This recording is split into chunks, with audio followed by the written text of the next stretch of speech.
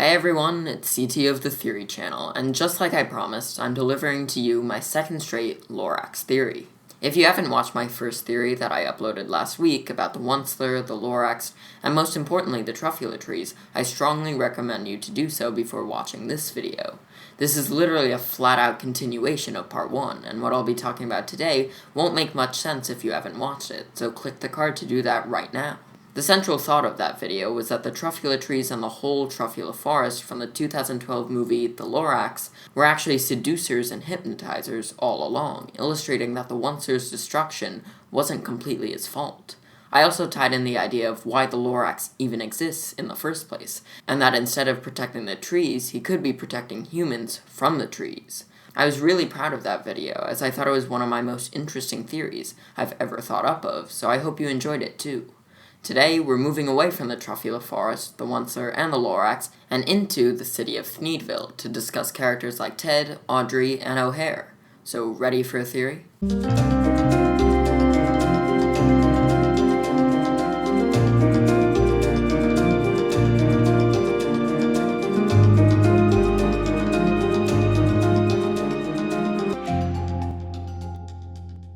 Hey everyone, it's CT of the Theory channel, and I already said that, didn't I? But before any more time is wasted, let's get back to analyzing this orange-hued film with the guy who speaks for the trees, even if he's about 1/4 the height of them. And honestly, the weirdest thing about this movie could be the fact that it simply gets its measurements wrong. According to something like this, the Lorax is 1/4 the height of a tree, but when you compare him to the Once-ler, he would barely be up to his knees, meaning that the Once-ler should be as tall as a Trufula tree, but up close, we see that he doesn't even reach the tuft.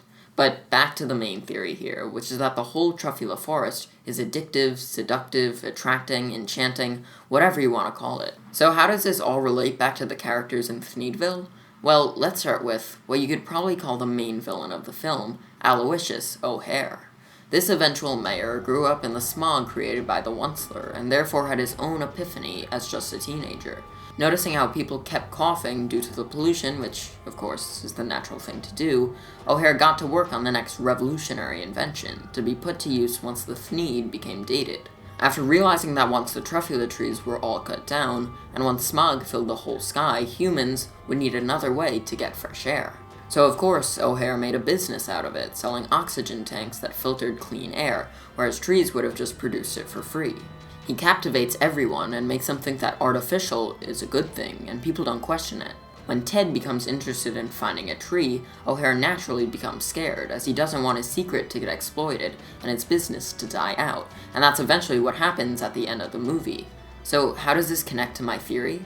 Well, it would only entirely twist the story. Because think about all the repercussions that would arise if O'Hare, even though acting like a greedy businessman, was actually trying to save the people of Thneedville by not letting them go near the dangerous trees.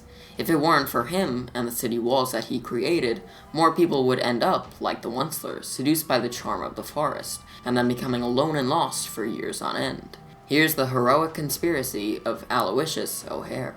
He first realizes that people need saving from the trees, as when he was a child, it's proven that he was very observant. But how do you keep people away from trees, away from nature altogether? The only way is to completely block them off from it, so that for the next few generations, it'll almost seem like a myth. But an ordinary child like O'Hare can't simply build an artificial city. First, he needed to take power, and he does that by providing a way to get clean air into people's lungs. When everyone has total respect for him, he reshapes Thneedville into a totally artificial town, building walls to shield people away from the natural sights outside. This takes all the attention away from the trees, and puts all the attention on the city itself. And for years, O'Hare's plan completely and utterly pays off, as no human goes looking for a tree until Ted comes along. But you might be thinking, O'Hare acts way too greedily during the whole film to just be wanting to save the people. He has to be thinking on the corporate side from some level, doesn't he? Well, maybe it was originally about saving the population, and then O'Hare, realizing how much money he could actually make by taking over, became greedy and selfish and only thinking about the money. So yes, throughout the whole movie, O'Hare is only thinking about himself. But we can still treat him as the hero since it's inadvertently saving the humans from the trees. And who knows, maybe the prospect of O'Hare actually believing that he was doing good for the people kept him sane throughout his life, and he didn't end up like the Once-ler until everyone overthrows him. And this would mean that the main characters, Ted and Audrey, could be treated as the main antagonists, if you're thinking about it from the perspective of a regular individual who lives in Thneedville. They're both trying to introduce the trees back to society, and O'Hare, the hero, is trying to stop them, since the forest is dangerous. Now, I'm not saying they were intentionally causing harm, as Ted is just doing this since he's fond of Audrey, and Audrey seems to just like the sight of nature and trees. They both had good intentions, they just didn't know how horrible the outcome could be. Although, Audrey is the one to bring trees back up in the first place, so there might be something conniving there, but it's a theory for a whole other video. So I've just about wrapped everything up. However, there's still one problem with this theory, a tough, plot-related issue, a gaping hole-like conundrum. How in the world did O'Hare find out that the Trufula forest was seductive? I mean, I said in the last video that the Once-ler might have been the first human to ever wander into the Trufula forest, so how did O'Hare uncover the secret? Did he possibly know the Once-ler when he was younger? It would explain why the town's still called Thneedville and not something to do with O'Hare. But I don't know, so I urge you to comment what you think. I would love to fill this plot hole, and you guys usually succeed in giving me new ideas. I think I'll definitely be publishing at least one more video on the Lorax, as there are still ideas left to be explored. And one last thing for this theory is just some more evidence I found to prove the trees are in fact addictive. When the Once-ler establishes his Thneed, his whole family comes and helps mass produce. And yes, even though they disregarded the Once-ler throughout his childhood, they're suddenly interested and hooked on the idea of the Thneed. And why do you think the Thneed became so popular in the first place? It's not that special, just a piece of silk that you can turn into multiple articles of clothing. But it would all make sense if the silk, the trees, and the forest were seductive.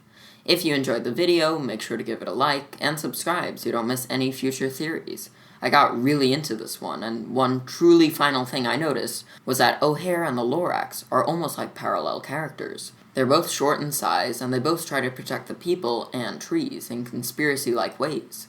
They're doppelgangers, but also foil characters. Just another thought to add to this mysterious universe.